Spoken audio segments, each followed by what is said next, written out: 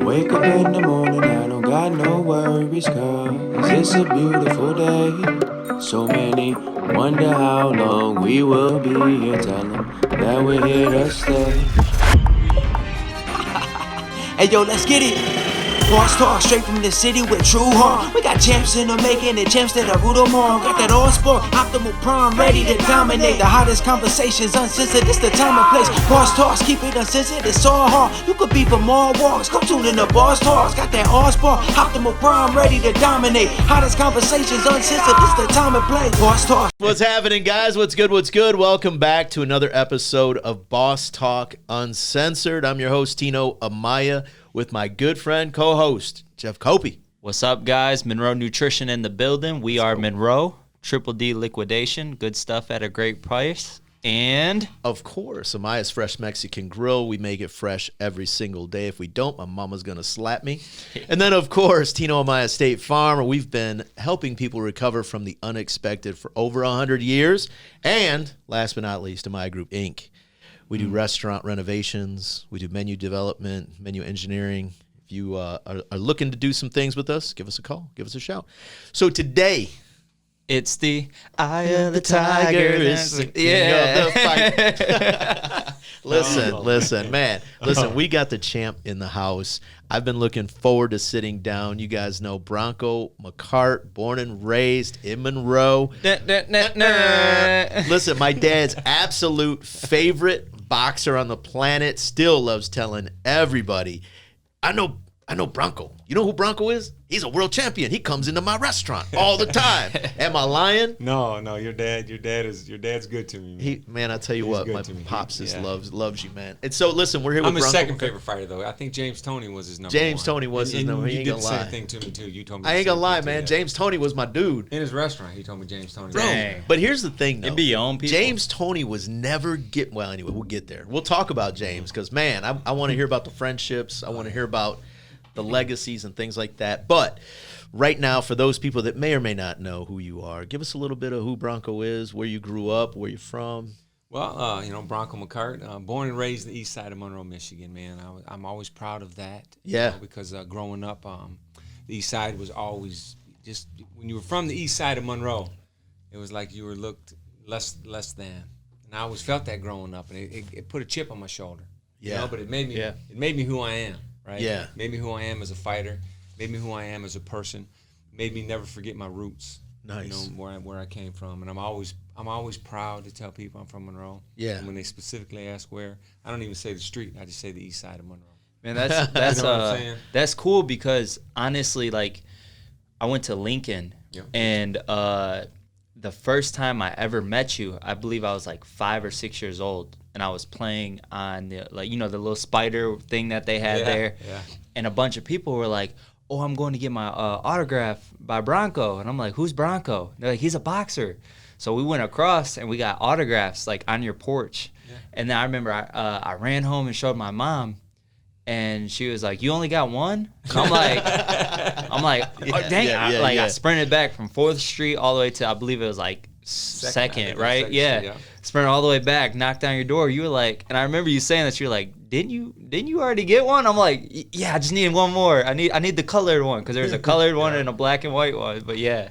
So that's good. See, I love those kind of stories, right? Yeah.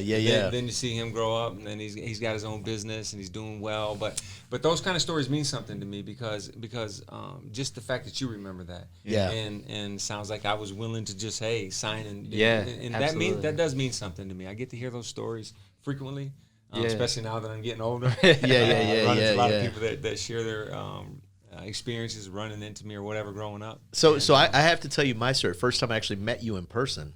I'd watched you box. I'd seen you on ESPN, and my dad, anytime you were going to be on TV, he was like, man, Bronco's going to be on. We got to watch him. All right, cool. But the first time I actually met you in person was at Blockbuster. Okay. You had Blockbuster. Listen, Blockbuster, right here on Telegraph. No, I'm just kidding. You were wearing sunglasses. And you came in because you had just had a fight. Yeah. And so you walk in Blockbuster and it was a fight you won. And I remember I'm in there like looking for a movie and stuff. I look over and people were saying hi to you. And like you were just like, oh, hey, what's up? Hey, how's it going? Oh, hey, how you doing? You know, people come up shaking, hey, champ, how you doing? You know, shaking your hand. And I'm like, man, like, dang, do I go over there and say hi to him? Like, man, I don't know. I mean, I don't know if this guy's gonna. So I walked over and I was just like, hey, champ, how you doing, man? Man, it was a tough fight. You're like, yeah, it was a tough fight, but I got that one. I'm like, yeah, you did, man. And I went to go shake your hand, and you go, oh man, I'm sorry, because your hand was Messed up, Yeah, yeah. messed up. You're like, I'm sorry, like. And you kind of like did like a little, and like we weren't really like knuckle bumping at the time, but you kind of did a little. So I'm like tapped your hand, dude. I got in the car, called my dad. I'm like, Dad, guess who I just saw? Like literally, guess who I just met? You know, I mean, it was cool. And then of course saw you at church when we started going to Monroe Missionary, and you were Became good friends. became great friends, man. Became great friends. Yeah, and see, I've always. So when I was 21 years old, and I was walking through Caesar's Palace, ran into Kirby Puckett. Okay. And he was carrying a little boy at the time, assuming his son. And I went up. I was 21. I was seeing all these people that I was running into everybody. Yeah. And I said, hey, Mr. Puckett. I said, I don't want to bug you for an autograph or anything. I said, I'd just like to shake your hand. I said, you're a great baseball player. And I remember he was holding the son with his left hand. Took his right hand and put it around his son. He goes, I'm busy. And I said, yeah. I said, okay. Yep. I walked away, 21 years old, and I said to myself, if I ever get the opportunity in my life to shake a person's hand just because they want to shake my hand or sign an autograph, I will never turn somebody down. Yeah. And one time at my peak, I agreed to sign boxer shorts. A boxer was signing boxers. I forget where the money was going, but it was going for either an animal shelter or Toys for Tots, one of those things. Mm-hmm. And I agreed to do an hour. Well, at the hour point, there were like, they were counting the people, and the lady come up and says, there's 250 people left, but your hour's up, so you're free to go. I said, I can't do that. Yeah. I'm not that guy. Yeah. I would stay to every last single person, and that was like another 3 hours. Right. Wow. But I didn't care because that means something to me, just like what you said, how I was, hey, and you, that means something to me. Yeah, Because if you can make a person's moment or day or whatever just by being kind, no matter who you are, but especially if you're in somewhat of the spotlight. Yep. If you can take 5 seconds, 10 seconds, 1 minute, whatever it takes to make somebody's day, that's what you're supposed to do. Absolutely. I feel that's your responsibility. I Yeah, feel like yeah, you're yeah. put there for a purpose. Yeah. And that's what you're supposed to do. So I was just out in LA recently. My son Brady, my wife, they live out there full time. Yeah. And so we got tickets to go see this group that was playing out there, and I'm no good with the popular music, blah blah blah. Right. However, so we got these tickets. We're sitting down there, and some of the choreographers that had done dance, had set up the dancing and stuff like that, choreographed the things.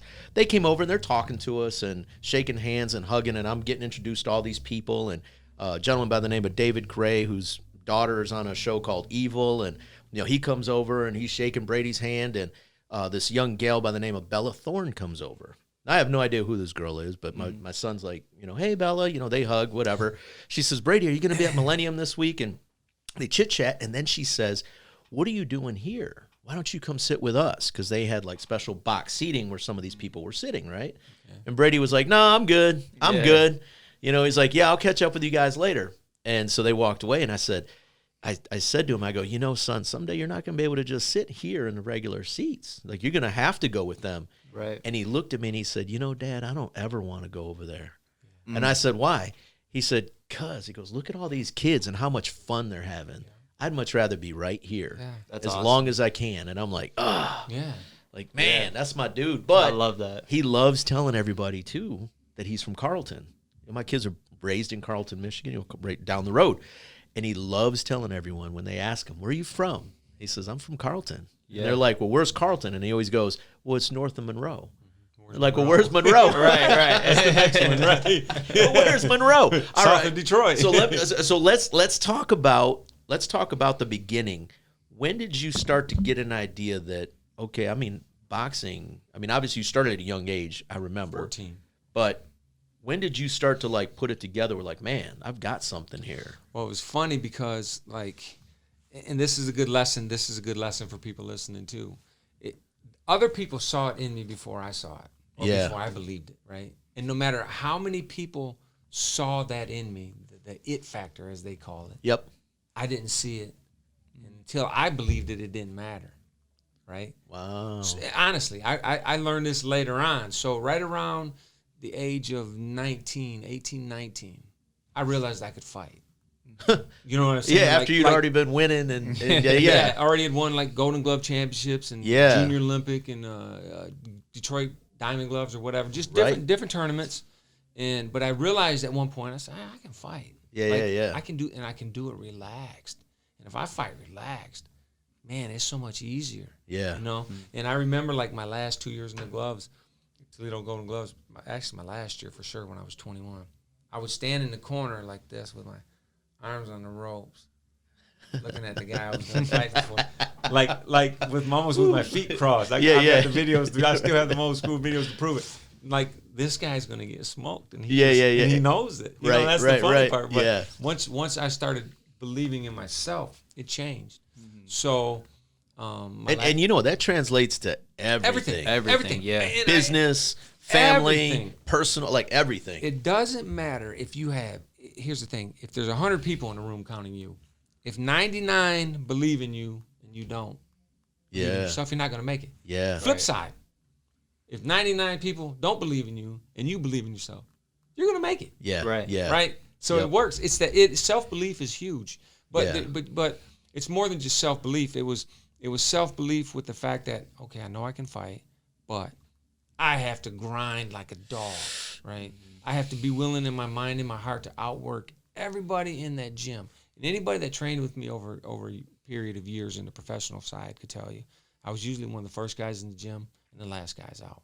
When everybody was getting in the gym to get ready to start training, I already had my half-hour warm-up, shadow box, Stairmasters, everything. Hands were wrapped. I was ready to go. Yeah. That was my job. That was my focus.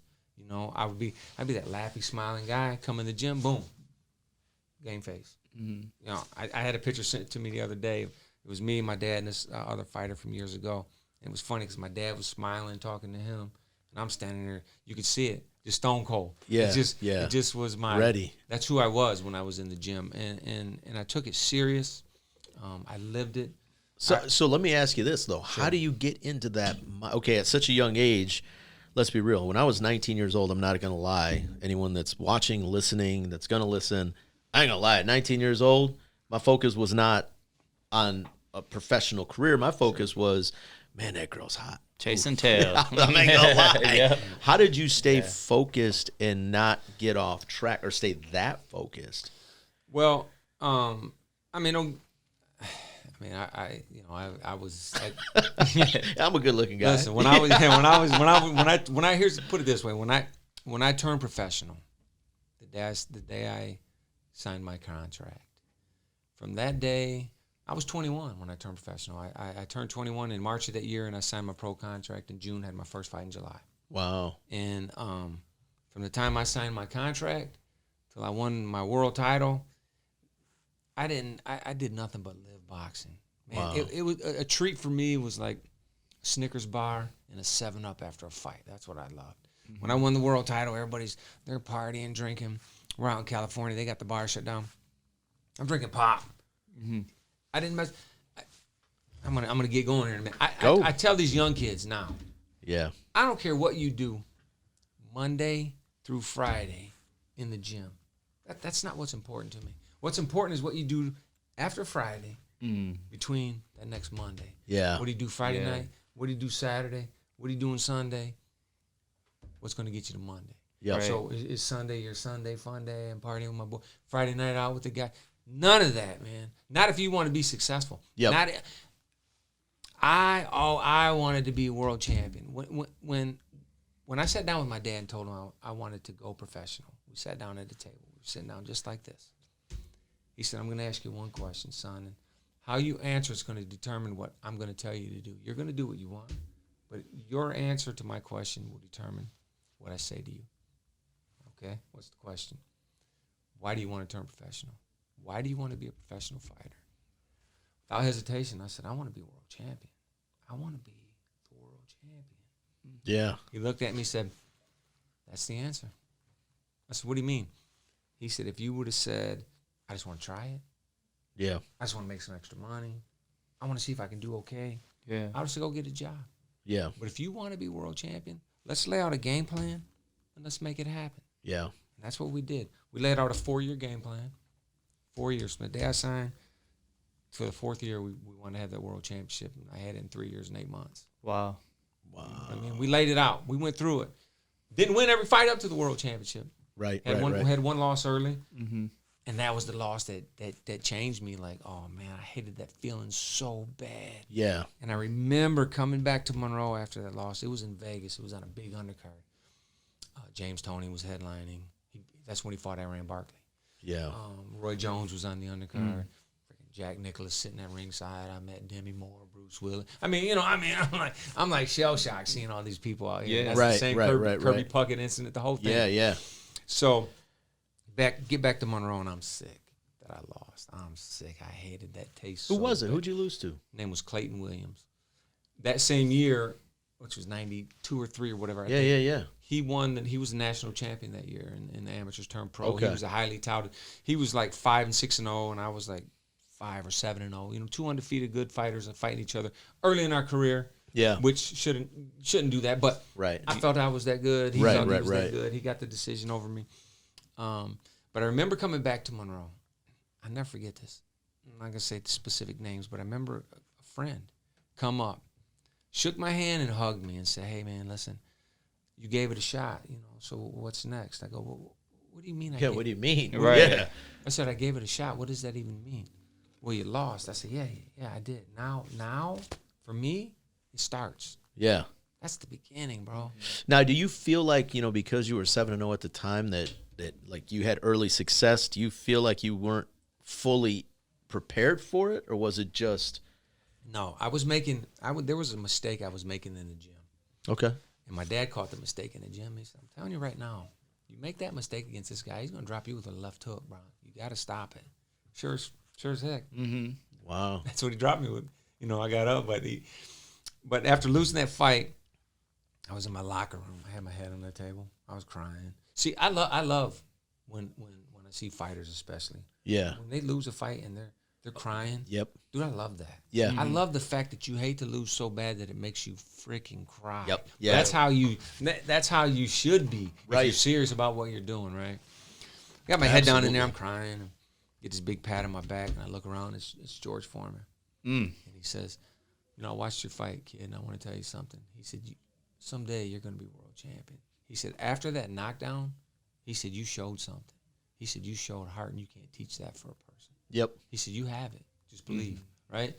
So after I ended up winning the world title, and I'm kind of jumping around stories, but I was getting on an elevator in Portland, Oregon, and George Foreman was getting off.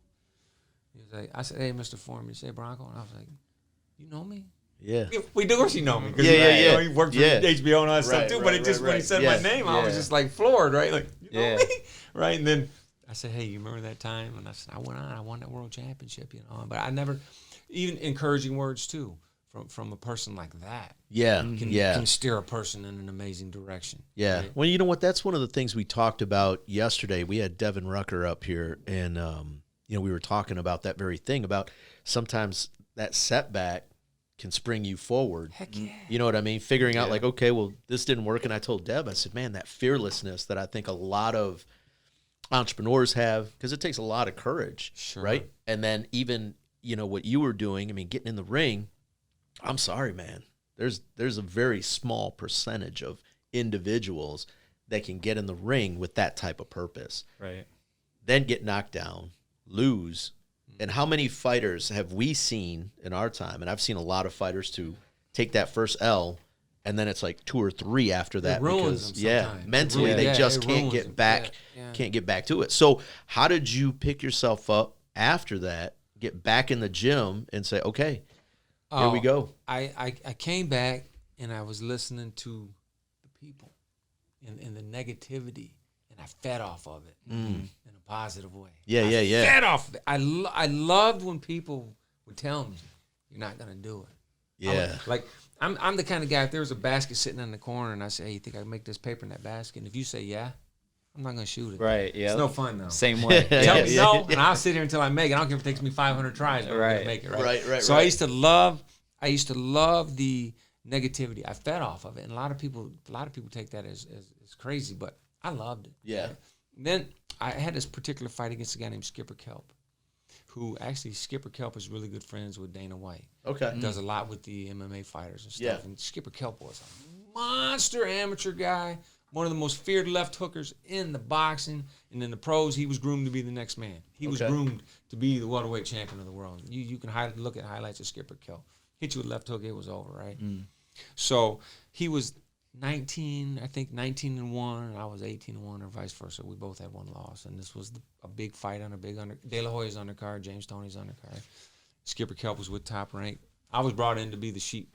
Yeah. Led to the wolves, right? They forgot to tell you not to win. Right, and I knew it. Right. I went to my training camp with James Toney. Spent 6 weeks out in L.A. training in Mickey Rourke's gym. Was out there sparring all kinds of great freaking fighters. 50-something veteran pro fighter, pro fights, and a lot of young amateur stars, Olympic gold medal. I was sparring everybody out there, man, and I was cleaning the house too. I was doing a good job out there, feeling good, great shape, and so Skipper Kelp's manager came in the gym, watched me work out one day. I didn't know it was his manager, a lady.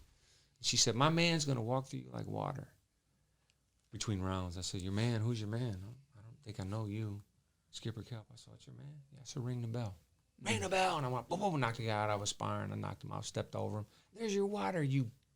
And I went crazy. Wow. Yeah. So, night of the fight, they put me down in this freaking little damp, wet room with one light bulb in it, and James Toney's and the champ. He's in pound for pound, man. He's in another locker room. He's like, "Where's Bronco?"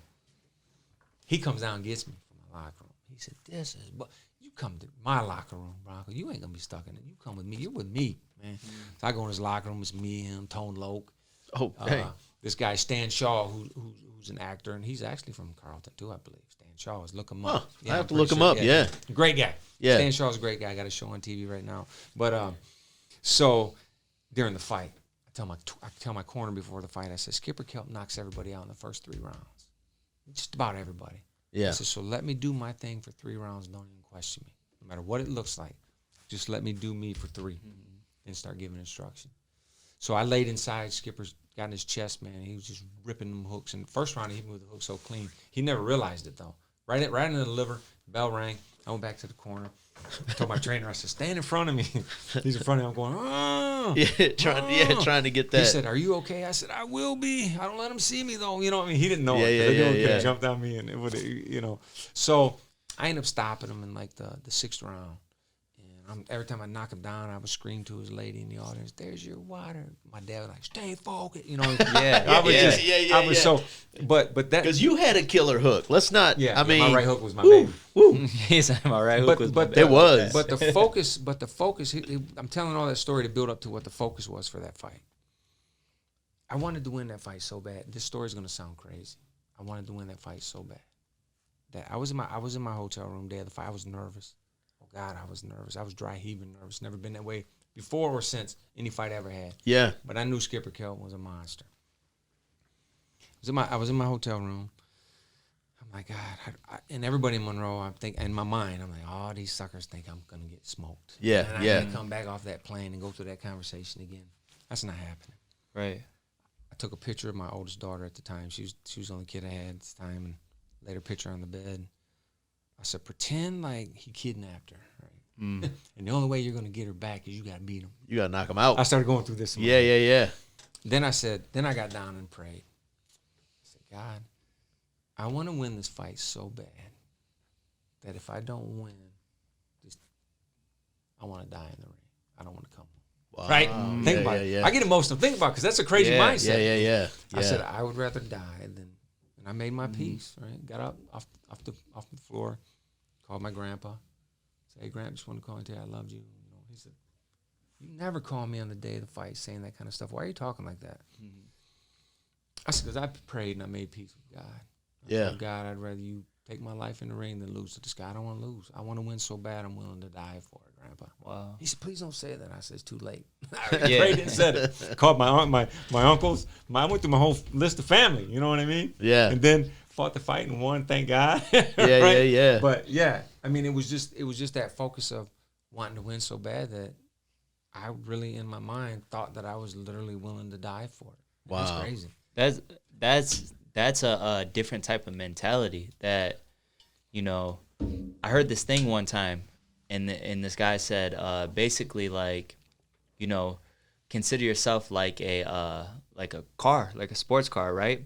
So it's like the people who believe in you, or people that don't believe in you, that's your fuel. And then the people that do believe in you, that's the turbo boost, right? Yeah. And I think what happens is, especially now, like, we get people who don't believe in us. Like, I want to say, like, because comparison is the thief of joy, but we do it a lot with social media, right? Oh, God. And we get so many, like, people that don't believe in them, and it shuts them down. Like, it locks them down. And I think that's a different type of bite that you had right there. And I just love that. I think that's going to be one of those things that we look back and like, yo, take this as a clip and post this. Because like, how many that's times, amazing. like, you know, a lot of times, you know, Jeff and I talk to business owners, and that's, you know, I'm going to say this really quick. One thing I love hiring, I always tell other entrepreneurs, if you sit down in front of a kid that boxed or wrestled, hire them. Yeah. And they're like, really? And I'm like, absolutely. Because they know not only how to participate from a team aspect, but then they know how to do it one-on-one. Exactly. Because they take that L. Like, listen, we're in the gym, and yes, we're a team, and yep, it's a team building. And if, you know, especially if you're wrestling, if you lose, the team has a possibility of losing. If you win, the team has a possibility of winning. But once I step on that mat, it's me and him. Right. Your pops was helping train you, but once you bobbed into that ring, yeah, I mean, you're all alone. It's you and one other guy. That's it. Yeah. You know what I mean? And so I heard this thing, and they said what was so unique about Floyd is Floyd didn't only have a trainer, but he had a daddy too. Like his dad was his trainer, so his dad knew things about him that the average person didn't, right? So he could push him. So talk to me real quick, like, how was that, like, having your dad as the person who was in your corner? See, so my dad, we were able to, every once in a while in the gym, not gonna lie, every once in a while it was dad's son. Yeah. You know? Yeah. But we were able to separate that. And I trust my dad. Yeah. See, that's the thing. I trust my dad. I know when he tells me something. My dad would lay his, talking about my dad, bro.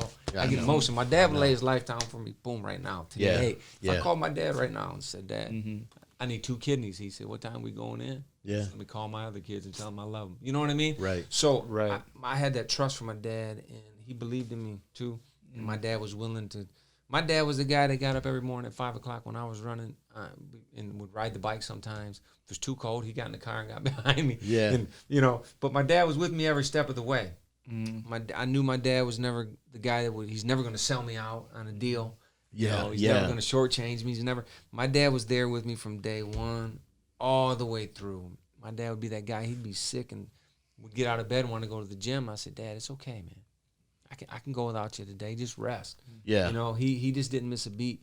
And I trusted him. And the biggest thing is trust. And I know that everything that he told me was for the better of me. Yeah. Right. I was never trying to. You know what? And sometimes, man, that's the hardest thing. I mean, I have a similar relationship with my dad, right? I know my dad would, same thing. I mean, my dad has already proven it time and again. Like, man, I'll tell you another quick funny story. So I had this teacher when I was in high school, and my dad never came to like parent-teacher things. You know, that was my mom's. You know, my parents are old school Mexicans. That was my mom's job. Dad never came. Right. But I get sent home from school, and I got suspended for 3 days because this teacher and I got into an argument, and I said some things I shouldn't have said. But my dad says, what did he say to start it? I said, what do you mean? He said, well, son, I know you. What did he say that started you getting to that point? And I said, well, here's what he said. My dad said, he said that to you? I said, yeah. He goes, all right. Looked at my mom. He said, I'll go to school with him tomorrow. And my mom goes, well, I've already taken the day off. And she was like midway through her sentence. My dad put his hand on the table. He said, hey, I'm going to go to school with him tomorrow. My mom said, oh, okay. Right. Yeah. So we go to school. That's great. My dad walks into this office, and you know my little dad, man. He's a little firecracker, you know, and I wish I could do my dad's Mexican accent, but I can't. I'll butcher it. But my dad walks in, a teacher's sitting there. My dad's looking straight ahead, you know. The teacher's sitting there, and he's like, well, you know, Mr. Amaya, here's the thing, da-da-da. My dad said, I got one question for you. Did you really tell my son that you're the closest thing to God in this building? Oh, wow. Mm. And the teacher goes, well, he goes, no, this is yes or no time. Did you really tell my son that you're the closest thing to God in this building? And the teacher said, well, I think you're taking it out of context. My dad said, no, I don't think I am. He said, here's the thing. You'll never talk to my son like that again. Yeah, no kidding. Yeah. He said, because I will gladly go to jail today unless you apologize. And the principal's sitting there, teacher's sitting there. The principal like apologize. Yeah, Right. Principal's like, well, you know, Mr. Amaya, my dad said, I'm not talking to you. I'm talking to him. He's like pointed at this guy. Yeah. And I mean, my dad was burrowing into this dude. Yeah, you ready the to guy go? said, you know, Tino, I'm sorry I said that. Yeah. I was out of line. He said, all right. He said, come on, let's go. Good enough. We got up and left. That was it. I said, what do I do? He said, you're suspended for 3 days. Let's go play some golf. We went to the golf course after that. Played 18 holes of golf. I said, man, I like Dad today. Right. You know, but, you know, the point is my dad is always wanted to start a restaurant. When I wanted to leave Ford and start my first business, man, my dad was the first one I went to. You know, so I understand where you're coming from there. But talk us a little bit about the dynamic between, like, how did you guys shut it off from the business side, and then, well, I'm still your son, right? Yeah. There has to be a line there. Yeah, we were able to do that. We were able to do that professionalism, like, Because you don't hear that a lot. Mm-mm. So my dad was smart enough to know, though, early on in my career, he said, I'm going to have, we were able to have Bill Miller, who was James Toney's head trainer. Okay. He said, I'm going to put Bill on as your head trainer, and I'm going to be the second. So he was smart enough to know that, because sometimes we would butt heads like dad and sons do. Yeah. But sometimes he would give Bill some things to give me. And then coming from Bill, I'm not going to butt heads, because you know how it is. You can tell your kids something.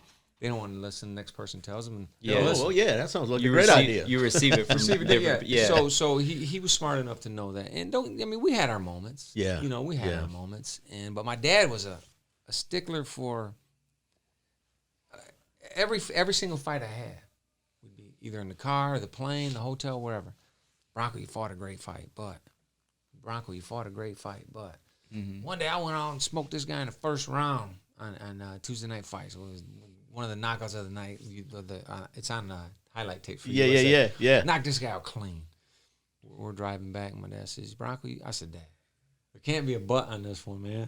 I caught this guy early, ended the fight. He said, yeah, but that one time you made that move, you dropped your right hand a little bit. And I said, that was the bait-em. You know what I mean? Yeah. But he was a perfectionist. Yeah. He was a perfectionist. And I was retired, and my dad was bored. I said, you just want to go to the gym, Pops? We'll start working out again. You know, he said, yeah, okay. So go back to the gym, and I'm hitting the pads one day, or the bag or whatever. I snapped that. You know, you got to turn that. You're not turning. You're not pivoting. I said, Dad, listen, stop. We're back. I'm retired. Yeah, man. I said, we're back here. I'm just getting you out of the house because you're bored. Right. I'm trying to work out, and you're yelling at me like I'm getting ready to fight in 2 weeks. I said, that's not happening. I'm not going through that again. Yeah. And we laughed. He laughed too. He said, you know how I am. I said, But you know what though? Because I was there with one of your last fights. I'm trying to think. Was it here at the high school? When you College? No, it was here at the high. You did I the fought at one, the high school. Oh, too, high and the school. college. Yeah. Maybe it was the college. I thought one of the last ones was at the high school. But anyway, you know, even towards the end of your career, man, you were still like, bam. I mean, well, the one we did, we went down to Toledo because that's where you introduced me to Tommy Hearns, and man, that was an amazing fight. Knocked a guy out, and that was a fight that, you know, everyone kept saying, man, I don't know if you can stop this guy. I mean, you know, Mexicans are hard to stop. Not gonna lie, but dude, I mean, you still had the hook. You still had. When did you know it was time? You know, honestly, I knew probably about 8 years before I retired that I should have retired. Really? In my heart of hearts. Because you were still winning, though. I was still winning, but the difference was the mental. Yeah. Okay. The mental was different. Where when I was what I call in the animal mentality. I didn't miss a day for nothing. Yeah. I remember my grandma. Loved her to death too. I remember my grandma dying. I remember getting up in the morning, working out before the funeral, going to the funeral, doing my thing for that day, and then working out that night. Wow. I had a fight a week later. Yeah. Right? And I wanted to cancel the fight, and then somebody just put in my ear, what would your grandma want you to do? Right. I said, oh, she wanted me to fight. Yeah. So I went out and fought, But it was like, then as I got older, when Monday rolled around, and I might be like, you know what? Hey, Dad, I'm not going to go to the gym today. We'll just double up tomorrow. You don't double up. Right. Yeah, you can't. Yeah, you don't can't double do that. up. No. Right? Yeah, So, yeah. but when I really knew it was over, as far as even to the skill set was, I was boxing this young kid one day, and I was baiting him, and I was making these moves, and I was walking him into a shot, and he didn't see it. I did. I knew what I was doing. He didn't even see it, and I'm thinking to myself, he doesn't see it. I'm not going to clip him, but I'm going to hit him. I go to shoot a left hand. He shoots a right hand, which is what I wanted. But his right hand caught me. It was like boom, boom, then my left hand. It was boom, but it should have been boom, miss. Right. That was the move that I made. Right. So when he hit me with the shot, I boxed like 3 more rounds, and I went home that night, and I was laying in the chair, and I was staring at the ceiling for like 2.5 hours. And I was replaying that move over and over and over and over, and trying to make an excuse. Right. Like trying to then it just hit me. I said, yeah, you know what? I said, 10 years ago, that kid would have been sleeping. He would have never remotely even got close. Yeah. The fact that his landed, mine didn't, or did, but not before his. Right. And if that had been a world-class fighter, I'd have been hurt. Right. Could have been hurt. Right. Because I baited the move. I set it up. And I said, I fought one fight after that, and I didn't want to fight that fight at that point because I knew. Yeah. Yeah. I fought my last fight, and I was like, oh, no, I'm done. All right. 8 years before I retired, I knew I should have. How many years total did you box? Professionally, I boxed 21, and amateur like 6. Yeah, that's a long career. 22, that is 22 professional. I mean, Yeah. look at years. it like, because you're one of the greatest in my eyes, and like LeBron, like he's in his 20th year here right we now, go. and that's why I can make that This connection. is what happens. If you right were to here. compare me to Michael Jordan, I was gonna say, yeah, he should have the Michael Jordan MVP. I think what he's saying when he's calling me LeBron, that I've been knocked down and flopped around a couple times on the canvas. Man, why you got to bring up the bad fights? I mean, why you got to do that, Jeff? Come on, man. You know, we ain't even Listen asking him with this the question champ. on air. We're asking him a different question on air. Okay. We're asking him a different question on air. Because right now he's been outvoted. Michael has everyone that we ask, Michael or LeBron, everyone's saying, except for yesterday, Dev kind of sold out a little bit. Hooter said LeBron. Yeah, but Hooter's from Cleveland. So? Yeah, that doesn't count. It doesn't count. It doesn't count. Got to be impartial. You got yeah. I'm starting to see a trend. Anyone over the age of 32. Right. So let me ask you Or this. actually anybody that knows sports. Right. I mean, hey. I'm just saying. You know Josh what? can crop I this think part your out. battery's about to die. Okay, just cool, FYI, cool. let you know. Cool, we're back on. Real quick. So take us back a little bit though. Let's back up. Okay. So you turned pro, 3 years, 8 months. Walk me through getting ready for a championship fight. When did you sign on that, and when did you know, like, okay, this is it, like this is the one? Well, I was number one ranked. I was number one ranked in the world, and I was actually ranked across the board. Like I was WBC. I think the only one maybe not was the WBO or WBA at that time. Maybe I'm not sure, but across the board, I was the number one guy in the world. I was number one for Terry Norris's belt. He had it at the time. Yeah. And then the WBO was a champion was from over in England, and when they told him that I was his mandatory, he vacated the belt. Didn't want to fight, so he vacated the belt. And I ended up fighting Santos Cardona, who Santos Cardona was a real tough, never been stopped. You know, I was the first guy ever stopped Santos Cardona. But I didn't know that. Yeah. So, but the crazy part was, everybody else in the boxing world. Actually, let me take that back. I was at my house when I lived on the Pleasance Road, and a reporter from like England or London or wherever the guy was from called me. Said, "Hey, what do you think about Paul Jones? You know, pulling out of the fight, and you're fighting Santos Cardona and blah blah blah." And I said, "What? Yeah. I didn't know what you're talking about." He said, "Yeah." I said, I had no clue. I called my dad. It wasn't like the day where you just picked the phone up and Yeah. Called my dad. And sure as heck, yeah, that's who it is. And Cardona knew it like 3 or 4 weeks before I knew it. Wow. Yeah, so I've been training to fight this guy, and he knew it, you know. But the biggest thing about that fight was right. That was I knew I wasn't gonna be denied that night. Yeah. There was no way. Yeah. Right. I knew that. I knew in my heart of hearts I was leaving the ring with the championship. There was no way I was losing that fight. Get to California, my luggage is lost. Oh, man. All my boxes. I don't have nothing. I have what I'm wearing and a little carry-on that has nothing in it but freaking jigsaw or word puzzles and stuff. Yeah.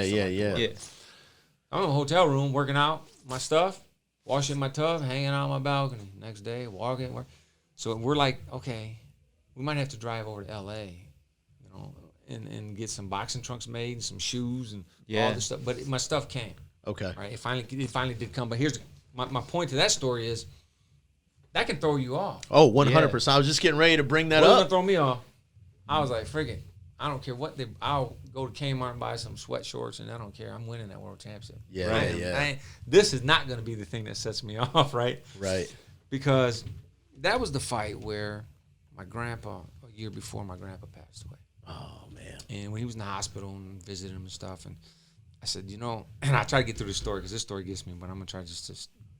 But my grandpa was laying in the hospital, and I said, man, Grandpa, I'm close. I said, I'm close. I said, I'm going to win that world championship, man. I want you to see it. Yeah. And he said, I'll see it. Well, he died before, I got to fight for the world title.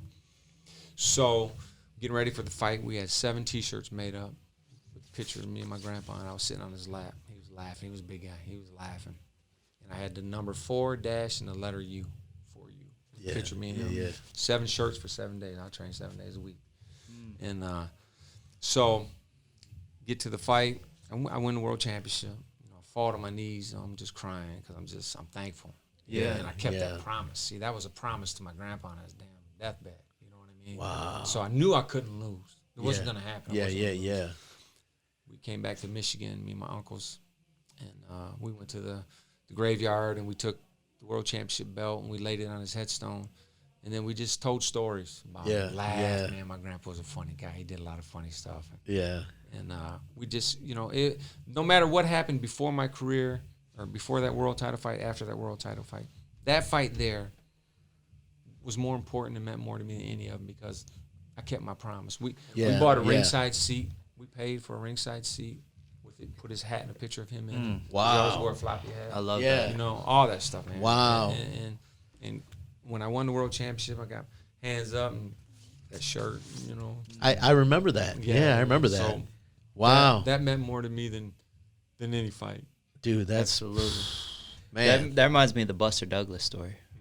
You heard the Yeah. Was it his mom? Yeah, his mom had passed away? told everybody in the beauty shop that my son's gonna be Mike Tyson, and he was like, "Mom, chill out. It's Mike Tyson. Relax." And she's like, "No." And then right before the fight, she passes. He went out there first one ever to knock Mike Tyson. First one ever to beat him. To beat him. Yeah, Pro. I was at my grandpa's house watching it with my grandpa. Wow. But no, that I really I resonate with that because I just lost my grandfather in June to cancer, and I had made a few promises to him, and that's just confirmation of what that is. Yeah. It's and inspiration. So you know what? I'm gonna tag on that. So I had my grandparents. This is my grandma. I started cooking with my grandma. She's the one that taught me how to cook. Right? They had this little tiny restaurant, and so now I'm in Texas, going to culinary school. I'm doing my thing, and I'm working at a big restaurant. I mean, this restaurant was massive that I was working at, and I'm in the kitchen one night, and man, we're swamped. Yeah. And one of the hostess comes up and she says, "Excuse me, chef." What? I was mean. What? She's like, "There's a gentleman here to see you." And right away, I'm like, "Man, mother, you said I got 20 tickets." I'm like, "You better tell this." My grandpa comes walking back into the kitchen. And he says, "Hey, wow." I mean, my grandpa was a character too. He wore like the fedora hats and smoked cigars. But he comes back, "Wow, holy cow, man, and he had a harsh Mexican accent. "What a big kitchen." And like in an instant, I was like, You know what I mean? Yeah. Man, he was on his way to Laredo, which, by the way, is almost 10 hours from Dallas. Oh, wow. So he had to divert Yeah. 6 hours up, Just wanted to north see you, huh? just to come to the restaurant to see me. And then they were driving back down to Laredo to. Did you? So you choke up when you seen him? dude, I melted. Are you kidding? I mean, he was like, I was his road dog. I was his, when we were kids, and my other cousins will attest to this, they would say, man, we didn't have a relationship like that with Grandpa. Yeah. I mean, he used to take me out of school just to go. I'm a Detroit Tigers fan. Yeah. I don't know if my grandpa actually liked baseball, but he would take me to the games and take me out of, like when I was a little kid, he'd be like, hey, right at the end, like August, like back then we used to start school in August. Mm-hmm. Literally the first week of school, he's like, hey, well, there's a baseball game in Detroit. Let's go. Yeah. We'd go to Detroit and eat food. I mean, we just had a great relationship. Yeah, that's how I was with my grandpa. We had that kind of relationship. You know what I mean? I used to just go up to his house, to hang out. Yeah. Just go up there and hang out. So my grandma comes to the restaurant. This was right after when we first opened. This picture was taken. She came to the restaurant and she walks in and she's looking around, and we had moved from Ohio up here. And I used to go to the one in Ohio too. Yeah. We were out in Maumee. Yeah. Sure did. But she comes up to the restaurant, and she came up to me and she said, man, your grandpa would be so proud. I was like, Right. And my grandma passed away going on 3 years now. But I mean, I can't imagine what that was like, though. I mean, I can to some degree, but not to that degree. It was a think about it. You make a promise Yeah. to somebody and on their deathbed. You make a promise. Yeah. I'm going to do this for you. And see, I had won like some smaller belts leading up to the big belt. I won like the Michigan State, and I won the WBC International. Yep. Those belts. Didn't you win a North American? I won that. Yeah, too. yeah. That was after that. Okay. And so I said to my dad one day, I was sitting home. I said, man, it was my mom's dad, but him and my dad were close too. Yeah. I said, man, Grandpa never got to see any of my belts, Dad. I was telling my dad. He said, yeah, he did. I said, what do you mean? He said, I took those one day. I drove over to the hospital. I saw him. I brought him in there and laid him up on his bed and let him hold him and stuff. Wow. You know what I mean? I didn't even know that. Oof. Yeah. Chills. Yeah. Man. I said, wow. Yeah. So Yeah. Then after it passed, we did that. But back to like self-belief real quick. I was thinking, I heard a story one time, and I love this story too. And this applies to anybody that wants to be successful. It was like this guy went to this billionaire guru. Said, yeah, guru, man, I want to know how to be successful. He said, meet me in the morning on the beach and wear your swim trunks. The guy was like, what? He said, meet me in the morning on the beach and wear your swim trunks. Okay. So the guy showed up. He said, be here at 5 on the dot too. So the guy showed up 5 o'clock. He said, let's walk. Start walking out in the ocean. They get about this deep into the water. The guru looks at him and says, you ready? Yeah, and he grabbed him and put his head under the water, right? And the guy was struggling, and just before about the point he would pass out, he pulls him up. And the guy's like, man, are you crazy? Are you nuts? What is wrong with you? And the guru said, well, I just want to ask you now. When your head was under that water, he said, I want to know what you were thinking about. Were you thinking about what email messages you missed? Were you thinking about Facebook, Twitter, Instagram? Any of those things, partying on the weekend? What were you thinking about? He said, I was thinking about breathing. Yeah. He said, well, when you want to be as successful as bad as you want to breathe, come see me. Come see, yeah. Right? So in other words, when you can put all that stuff to the side, all the bull crap, all the garbage that will interfere with your success, and you just want to focus on success like it's breathing, that's when you become successful. Yeah. It's a you know what I'm saying? It's a tunnel vision life. It's a different mindset. It is 100%. You'll lose people along the way to success. Now, go ahead. Good, Jeff. No, sorry. You will, but you will also attract the people that's supposed to be in your life. That's right. Because you're becoming the person that you need to become. That's why you're sitting at the table with him, and that's why you guys have right. all this. But let me ask you this though, especially coming from the east side of Monroe, and I know I'm a North End kid. When I started to see success in my businesses, right away, I had, the old crew come. Oh man, you don't want to hang out with us anymore. Did you experience a lot of that, or was people just knew like stay away from him? He's different. It was great because I got the opposite respect from like in a good way. Like, it wasn't like, you don't want to hang with us. It was like, man, Bronco, keep doing your thing. We don't want you to Right. hang with. Keep Yeah, doing yeah, your yeah, thing, yeah. right? Like we love what you're doing, you know. And they would all the East Side crew, man. The East Side used to load up by the busloads from the community center, Yeah, come up to the Palace. You know, all my boys, all the guys that I ran around with, they all supported me. Yeah. And they all wanted to see me make it. That's you know, awesome. some of them ended up locked up in prison. They'd write me. Yeah. I'll watch you in here, man. You know what I mean? Wow. Like, yeah. So it was like it wasn't like, oh, you too good. It was like, we don't even want you around us, man. Yeah, you got yeah, any yeah. problems, B, you just get a hold. You know what I mean? Yeah. Like, Right. So they supported me. So Wow, I had, that's awesome. you know, yeah, they and I've kept it real with them all the time ever since. So Right. we're still, you know, we're still. Yeah, That's still awesome. super close. I love that. I know for like now, like, you know, I made a post a while back and I'm pretty sure you commented on it, but I said like when anybody from Monroe wins, it's not just a win for them, it's a win for all of Monroe. you Oh, know? 100%. And I feel like, truly, I feel like you were that guy. Like, people are living, I don't know how to say the word exactly. I think it's vicariously Vicarious, through you. Like, people were like, man, like, thank you. You know, I was proud of Monroe, right? Yeah. I was proud.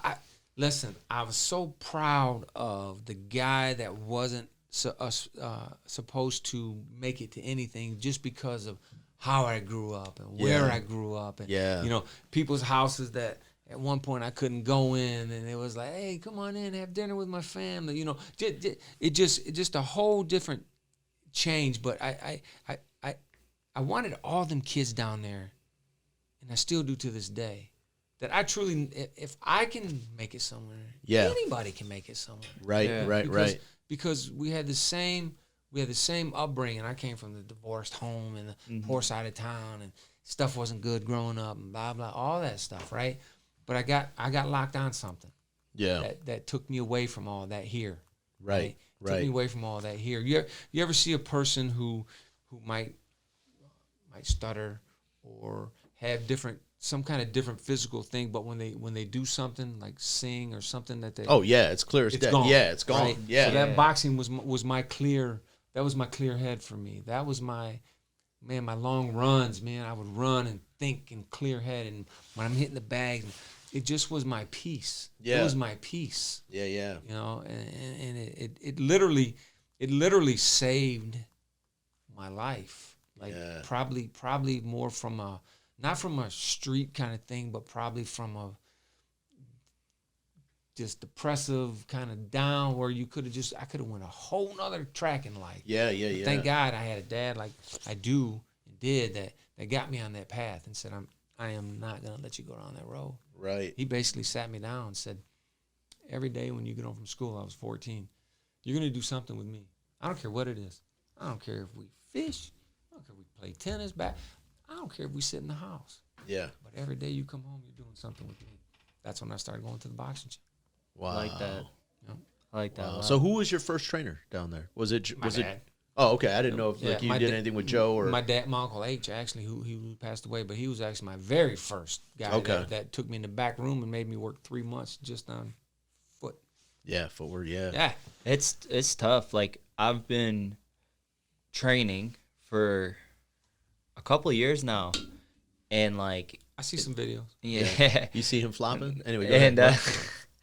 and like every day, like I'm a very like, why do we do this? Like, this makes this happen. Okay, like, very technical with things, and like, there's so many pieces that go into it, and it Yeah. just amazes me. Yeah. And then nothing has ever made me feel how I feel after I get done with the boxing workout, after hitting the bag, maybe doing some sparring or whatever. Like, it's just a sense of humbleness and peace that comes over you. Yeah, it's because you let all your inner aggressions for the day are gone. Yeah. Right, you leave them in the gym every day. I'm telling you, when I retired from boxing, like done, I was just getting ready to get there. Let's go. You're there. my first year, I was lost, man. Yeah. I mean, I understand now.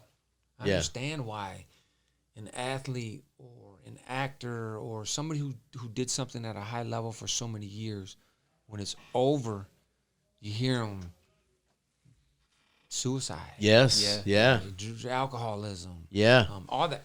I understand it because I remember the day that I officially announced my retirement. They ran the story in the paper. It's one of the first articles I ever read the whole story about myself, right? Because I remember George Foreman saying, "Don't ever read articles about yourself because you'll believe the good and the bad." Yeah. So just don't get caught up in either one. Right. So I was reading the article, and when I got to the end, I laid the paper down on the floor. I was sitting in my garage. I laid the paper down on the floor. I just lost it. I was just bawling because I didn't know what to do. Yeah. I didn't know where to go. I felt like I was going in a million, right? My brother calls me. "Hey, what are you doing?" I said, "Man," he come over. He said, "Bronco, you've had a great career and a great life, nothing to cry about." I said, "I'm not crying because of that. I'm just like, I said, I'm like a wild tiger who's lived in the jungle for 20 years. And all of a sudden this morning, I got to wake up and be a kitty cat in the house. Yeah. What do I do?"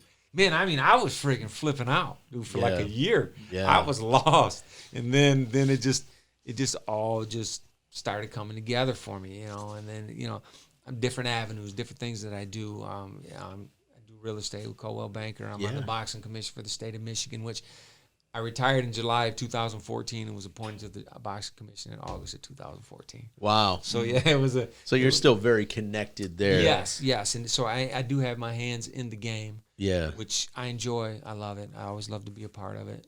It will always be something that's. I was gonna say, how can you not be a part of something that took you all over the world? Yes. Right. You know what I mean? And really, it didn't define who you were. I think, we're defined by, like me, I'm defined by my children. I'm defined by my family. I'm defined by the things that I do. And, the more you and I have become friends over the years, man, there's so much that you do that's just so, it's like, man, this is who Bronco is. But boxing was that kind of like that conduit that allowed a platform. That allowed all this to happen, right? Yeah. I always said that boxing was bigger than boxing for me. That it was always going to be a platform for me. I always felt like when people would ask me, "Don't you feel like, are you ever worried about getting hurt or injured?" And I'd always say, "No." I said, "Because I believe God has me in this for a purpose. Yeah. He's not going to put me in something and then get me hurt. It just doesn't make sense to me. Never did. Right. I'll be fine." Right. And as far as I know, so far I came out pretty good. Right. I had a lot of fights. I had 68 professional fights. That's a lot of fights. That is a lot of box fights, wrecked, man. It was like, I was just going through looking at different fighters, and I looked at yours. And I'm like, I didn't realize how many fights you truly had, and a really good record with it. Yeah. Like, how many knockouts? Oh my gosh. How many? Yeah. I mean, it's when you get to that level, to me it's amazing because I've met a lot of great fighters. I've met a lot of great people, and I've been blessed also with some of the things I've been able to do. But to have a career like yours for so long, and to be able to fight at a high level, even like now you're saying, man, 8 years before I retired, I knew it was time. Yeah. But to still compete at such a high level. Yeah. How did you, now that you felt like you were like close to retirement, or maybe you knew it was time, how did you get yourself there though, in those moments? Oh man, just it's as a fighter, it's in you, right? It's in you. I'm how old are you? You're about the same age, right? How old are you? 50. Yeah. I'm 51. So I mean, it's in you. Like if a fight was to break out in the room right now, I'm gonna fight, right? It's in you. Right. Yeah. It's fight or flight. It's fight. Guys. There's no flight. There's no flight. I'll take care of it. Don't even worry about it. Let the young buck go. But all them years of training that you put into it, it's like when we get up to leave here and we go to walk, we're not gonna think about putting one foot in front of the other. It's just you've done it for so long. You it just becomes natural. Yeah. But there was, like I said, different mindset. So the Bronco McKart that was praying, "God, I'd rather die than lose," was not that same Bronco McKart that was sitting there 8 years before he should have retired. That was the Bronco McKart that was thinking, "Man, what if I go out here? What if I do get hurt? I don't want to get. I don't need stitches. I don't need ear. Bust my head. It would. I never thought of that before. Yeah. And it's kind of like when you start thinking of things like that, or start missing days that you normally wouldn't miss, or whatever. Yeah. When it's different, when it starts becoming different, it's different. Yeah. When the alarm clock rings at 5 and you snooze it till 5:30, wrong. Yeah. You know what I mean? Marvin Hagler once said, "It's hard to get up and train when you're sleeping between silk sheets." Yeah. I know the quote. Yeah. He's like, man, he's like, man, that's when he says he knew it was time. Man, I'm waking up sleeping between silk sheets. right. I don't know if I want to do this. Yeah, like I said, when you start changing things that got you there, Yeah. right? Yeah. The pattern of that got you successful, the things that took to get you there. When you start deviating from that, you know, when I'm running 5 miles a day, well, this week I'll run 3. Yeah. Yeah. Instead of doing 40 minutes on the Stairmaster, I'll do 20. Yeah. When you start doing stuff like that later on, Yeah. that was never even an option. I don't feel like sparring. I'm just gonna go ahead and pad. Right. I would be Right. the guy that my trainers would have to say, "Hey, champ, I need you to go home, take 3 days off. Don't do anything. Come back. Why? Too sharp, too early. Your conditioning's great. Just go home and rest." I'd be the guy that had to get sent home from the gym. Yeah. Yeah. That was yeah. me, right? And I was proud of that too, man. I was proud of that. I wanted to outwork everybody. Yeah. I was in my mind. I've even had this in quotes where I know I've done interviews where I've said this, and it's in black and white. I said, if it comes down to a fight and it's equal across the board, everything's equal, and it comes to will, I win. Yeah. Mm-hmm. Yeah. I won't Yeah. be outwilled. And there was a point in my career where I couldn't be outwilled. I just knew I couldn't be outwilled. But when it changed, and I think after, like my oldest daughter, compared to my younger kids, and you know all of them. Yep.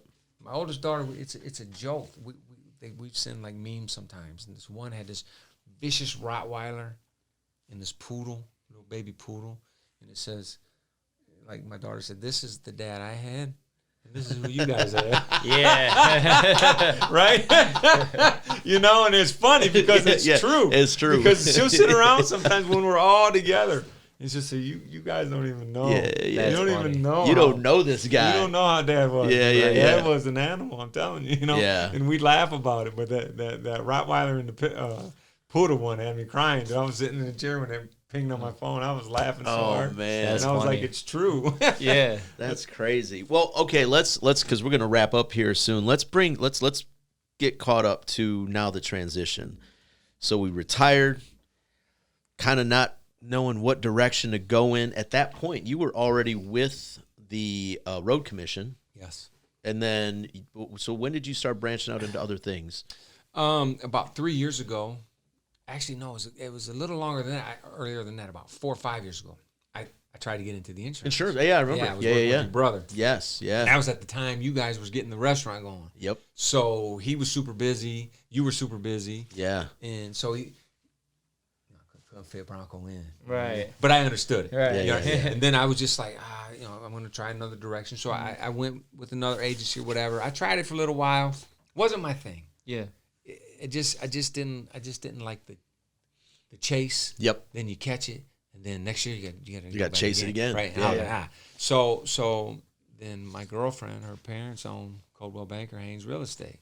We were talking one day, and she's like, "Hey, why don't you try real estate?" I said, "You know what? I will." So I went and studied, went and took the test and everything, got my license, and I love it.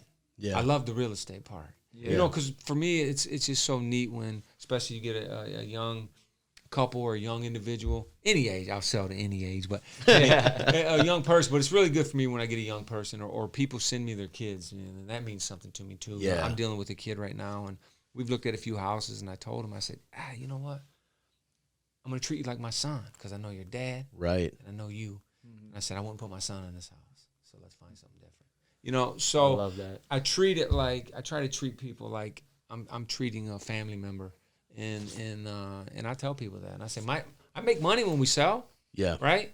But I said if I won't put my kid in this house, that few grand's not gonna important enough for me to put you in it, Right. Right. So, and then of course the boxing commission, which was a natural transition for me, and I loved it. Yeah. Still do. Been on it and it's a governor appointed position, so I got appointed twice by Governor Snyder and once by Governor Whitmer just recently. Okay. Wow. So I just got a new term. Wow. So I enjoy it, and the board respects me because of my background. Yeah. And so it's great. I love it. I enjoy it, man. So when are you going to start training fighters, or is that not something you want to do? No, I do want to. Okay. I do want to. Okay. Yeah. I mean, it just seems like to me at some point, like you train, manage. It's 100% in my vision. They're like Todd Riggs down there and Keith Vining and those guys and Tony Anderson. They're all doing a great job. Oh, 100%. Yeah. What I would envision seeing is and I don't want to be like the hawk that swoops in after the kill and picks up the roadkill or whatever. But like, I don't really want to develop kids from ground zero. Yeah. Just give me somebody that's got the basics out of the way, and just let me add to that. Right. That's an all. No, you know what? When I was doing MMA, a lot of people don't know. I had a very successful MMA school here in Monroe. We had, I don't know, 5 or 6 kids that ended up turning pro.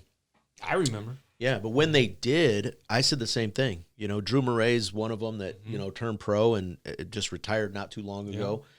And he had a very good amateur and pro career. Very close to making it to the UFC. Would have been great if he would have. But anyway, I told Drew, I was very honest with him. I said, man, I can get you here, but once you get here, you're above my stratosphere. Yeah. But I've been in the game long enough. I had the contacts to get you to WXC and to get you into some of the other, events that were out there. And I knew those guys. And so being able to like make a phone call when Drew was ready to make that leap and say, hey. See, and that takes humility though, right? Yeah. That takes humility 100%. on your part, because a lot of people would never do that. Like they would take the I can get you all the way. Right. And that's not always the case. And, right. and you have to understand that. No, like there's a kid, Aaron Carter. Oh, Aaron, he's nice. This kid has potential. Yeah. Right? First time I ever saw him, I told him, I said, dude, you have that it factor. Yeah. And there's things I see in you. Couple little tweaks he makes, he's gonna be zipping people. Oh yeah. I'm telling you. Oh yeah. That kid has he's got like the perfect body for it everything. Too. Yeah. The height and once he starts learning how to, and he's young. And when I say young, he's young skill wise. Right. Once he learns how to use all that height to his advantage and do everything from the outside, he can be like a Mark Breland. Oh man. He can lay guys off. I'm telling you, man. Yeah. He can hit from both sides. Yeah. He has a lot, and I told him, I said, you have really good eyes. I mean, you're making guys just miss. That's hard. That's hard to teach. Right. So he's got it. He can be taught, but he's naturally has some things that takes years to teach other people. Yeah. So when I see things like that, it does get me excited. Yeah, you get like, Yeah. man, I truly feel like 8 to 10 years from now, we're gonna have him on this podcast, and he has like one of them stories that you're like, oh my, like you overcame that. Yep. Right. So I shout out to him, definitely. I hope so. I hope so. I hope in a few years, 8 to 10 years, we're talking to him and calling him champ. Yeah. Be like, hey, what's up, champ? Yeah. How you doing? Yeah. Right. I mean, that's the ultimate goal. And same with D. D Mills. You look at D's story, and he almost quit boxing, and then his buddy AJ, R.I.P. Passed, and he was like, it pushed him. Yeah. And now he's 10-0. And who knows what's next for him? Right. Starting to look at bigger fights. AJ. Yeah. That kid. That was the next world champion. I remember. Yeah. I'm telling you, bro. I remember him and his brother. Special. Yeah. Special. Man, that guy had I remember seeing him at 15 in the gym one day, and I said to Tyrese, who was that kid? Yeah. He told me, I said, dang, dude, that guy can fight. I remember when we he came and did some sparring with us. We had our MMA gym down Monroe Street in a big old building down there. And Todd came and set up a ring, and we had and he brought, obviously his kids were coming down there, and he did some sparring with us. And I'll be honest, I mean, if he wouldn't have gotten tackled, literally tackled, I mean, he was piecing everybody up. Yeah. I mean, he was just so smooth, man. And the power that he could generate. Yeah. I mean, and again, that's something you can't teach. You can show people the technique. Zero fear. Yeah. Fear nobody. Yeah. He had the mindset that he could beat everybody. And you see it in his eyes. That's something that you just can't He was cold. You could see it. Yeah. Oh, this dude is I like him. Yeah. Man, that's awesome. So before we close out, I have a couple questions. Sure. Let's go. First off, wait. Shout out to Monroe Nutrition one more time. What is the Ziggity Boom we're drinking? That one's the Jolly Rancher. Jolly Rancher. Cheers. Okay, cheers. Thank you, champ. All right. And shout out to our fourth man in the ring. The fourth man. Yes. My man, Brain Jerk Josh. Brain Jerk Josh Moore. I mean, keeps us on track, keeps the sound right, keeps everything tight. Yep, absolutely. So, first one's a two-part. Who is your all-time favorite boxer, and who is your current favorite boxer or someone that's currently fighting? Oh, Ali. Ali. I love Okay. All-time favorite. All-time favorite. Now, do you yeah. believe he's Well- the all-time GOAT? Yeah, I do. Okay. I do. You can argue him or Sugar Ray Robinson. Okay. You know, Okay. 1 and 2. Sometimes some people have Robinson 1. You don't put Mayweather up there? Yeah. Not in that. No. Not in that category. No, but Tommy Hearns was always been my guy, man. I lived and died Tommy Hearns growing up. If Tommy Hearns lost a fight, I'd cry like a baby. Yeah. Yeah. So you know, and I love the whole Hagler Hearns Leonard era. Yeah. Hearns is a friend of mine. It's still surreal to me every once in a while when we're out together. And I'm not gonna lie. When we went to that fight, I remember, man, walking up. You're like, "Oh, hey, man, let me shoot you to Tommy Hearns," and I was like, "Oh, wait a minute, what did you just say?" And then even just recently, I was like, "Wait." Oh, I got you him. you gonna FaceTime who? James Tony. James Tony? Wait a That's minute, awesome. what? Like there was a guy that and I don't want to get into that, but there was a guy that nobody picked to win any fight. Well, I mean, once he got there, Yeah. you know what I mean. But in the beginning, Yeah. bro, I mean, he was just like an was the enigma. man. Yeah. But So currently my current fighters, you know, I really like Tyson Fury. Okay. Now, Really? now in my heart of hearts, I told my dad this. He couldn't believe it, but then he thought about it more. I said Tyson Fury in any era against any fighter. I said he could have beat a guy like Ali too. yeah. Wow. Too big. I'm gonna say since he switched training camps, his early fights, when you watch him, Sure. he took way too many shots.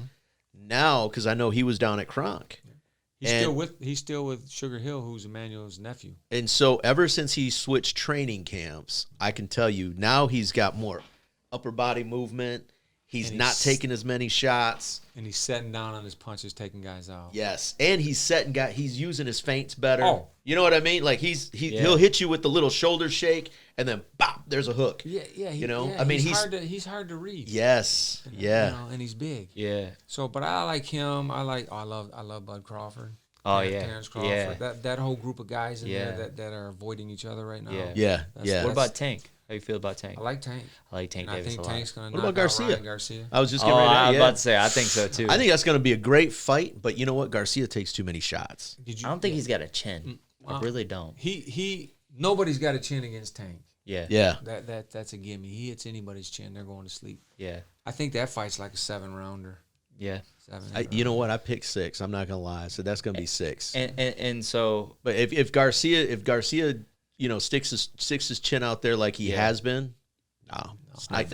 I think his biggest competition in that 135 division is going to be Shakur.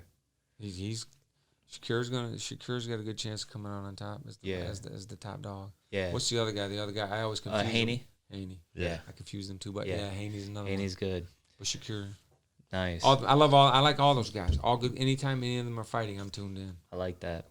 And then, so my last question is, for somebody who wants to be successful in any area of life, what would you say their first hour of their morning, of their day should look like?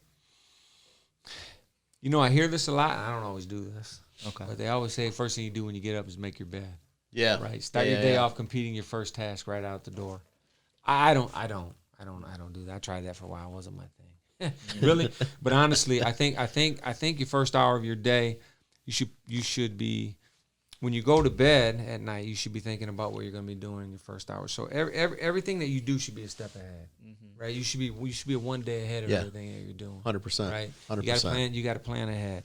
So what I haven't been doing, but to me, what the best way to start off your morning is as soon as your alarm gets, if you don't have an alarm, some people just wake up on their own body, but if you wake up on your alarm, get up, hit the floor on your knees.